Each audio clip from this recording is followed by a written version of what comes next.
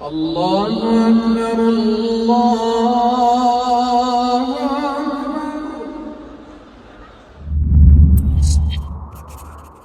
أعوذ بالله من الشيطان الرجيم.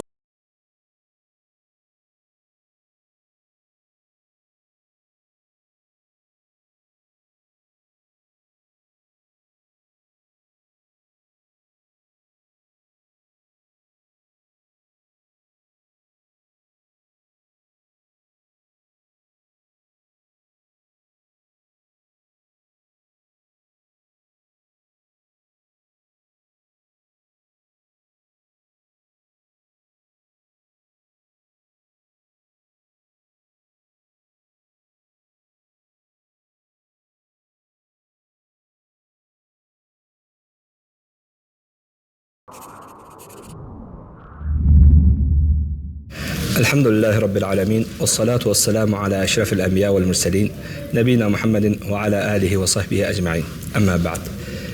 Fürsətdən istifadə edib Elnur müəllimlə istəyirəm biraz faydalanaq. Bismillah və salatu və salamu ala Rasulillah və ba'd.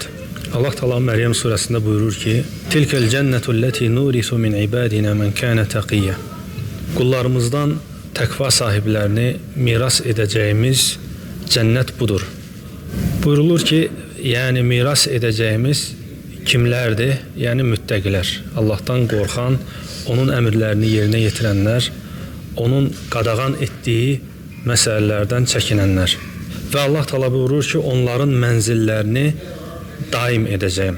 Yəni bu Quran ayəsinin təfsirində mənasında gəlir ki, onların mənzillərini daim edəcəm, hansı ki onlar oradan başqa bir yerə getmək istəməzlər.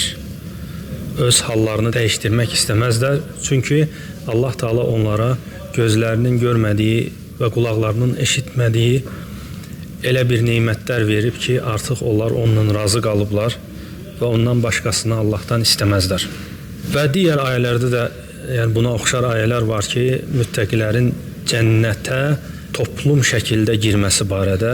Yəni Allah Teala onları cənnətə toplum şəkildə salacaq. Nəyə görə toplum şəkildə? Hətta onlar bir-birlərini görməklə belə ünsiyyət tapa bilsinlər, rahatlıq tapsınlar və bu sevinclərini başqaları ilə paylaşa bilsinlər. Yəni bu da Allahdan bir lütfdür ki, cənnətə girən o cənnətdə gördüyü sevinci başqası ilə paylaşacaq. Necə ki dünyada insan başına bir sevindirici hal gələndə və ya öz xoşladığı bir mənzərə görəndə istəyir ki, onu insanlarla paylaşsın. Eləcə də cənnət əhli cənnətə girəndə Allah Teala onu sevdiyi insanlarla bərabər cənnətə salır və o insan və ya toplum öz sevinclərini bir-biri ilə paylaşırlar. Həmçinin ayədə buyurulur ki, onlar vafd, yəni hörmətli qonaqlar kimi qəbul olunacaq. Necə ki, dünyada xüsusi hörmətli qonaqlar çox xüsusi hazırlıqlı şəkildə qarşılanır. Eləcə də cənnət əhli də xüsusi hazırlıqlı şəkildə onları qarşılayacaqlar. Onların qarşılanması, cənnətə salınması çox möhtəşəm bir şəkildə olacaq. Ona görə Allah Teala onlara vafd deyilir, yəni hörmətli qonaqlar formasında. Bəzi sələflərdən deyiblər ki, deyir, mən bu dünyada cənnəti və cəhənnəmi gördüm. Soruşurlar ki, necə gördün? O da deyir ki, necə ki bəzi insanlardan biz eşidirik ki, bəzən cənnət və ya cəhənnəm varmı, biz onu görmürük. Amma deyir ki, mən cənnəti də gördüm, cəhənnəmi də gördüm. Sual olunur ki, necə? Bu necə baş verdi? Deyir ki, mən cənnəti Peyğəmbərimizin gözü ilə gördüm. Çünki cənnəti Peyğəmbərimiz görüb. Yəni dünyanın ən sadiq insanı cənnəti görübsə və onu bizə vəsf edibsə, elə bil ki, biz öz gözlərimizlə cənnəti görə bilərik. Çünki bu dünyada Peyğəmbərimiz Muhammed sallallahu aleyhi və səlləm, Allahın ona salavatı və salamı olsun, onun kimi doğru danışan kim ola bilərdi? Halbuki onun doğruluğunu, onun yaşadığı cəmiyyət təsdiqləmişdi.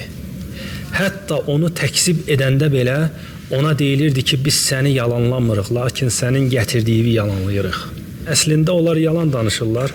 Onlar bilirlər ki, Peyğəmbər sadiqdir. Sadəcə onlara sərf etmir, onun əmrlərinə itaət etmək, onun başçılığına qəbul etmək. Ona görə onun dediklərini qəbul etmirlər, amma halbuki bilirlər ki, o heç vaxt yalan danışa bilməzdi.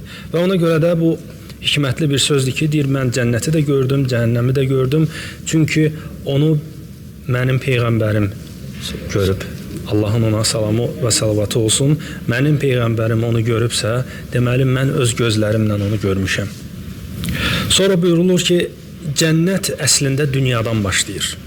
Çünki dünyada elə bir cənnət var ki, o da nədir? O da Allaha itaətdir, Allahın zikridir. Bu bir cənnətdir ki, insanın qəlbində o elə bir sevinç, elə bir rahatlıq yaranır ki, həqiqətən insan axirətdəki cənnətə getməmişdən qabaq dünyadakı cənnəti artıq əldə edir və dünyadakı cənnəti insan əldə etdisə, Allahın izni ilə axirətdəki cənnəti də Allah ona müvəffəq edəcək. Bu qədər. Allah sizlərdən razı olsun. Allah razı olsun. Allah bərəkət versin. Allah Subhanahu taala bizi cənnət əhlindən eləsin. Amin. Bizi ilk öncə bu dünyadakı cənnətinə, sonra axirət cənnətinə daxil olması müvəffəq eləsin və bizi haqqı haqq kimi göstərib, batil batil kimi göstərsin. Amin. Subhanakallahumma hamdik və əşhədu en la ilahe illə ente, estağfiruke və etûbü ileyk. Allah razı olsun.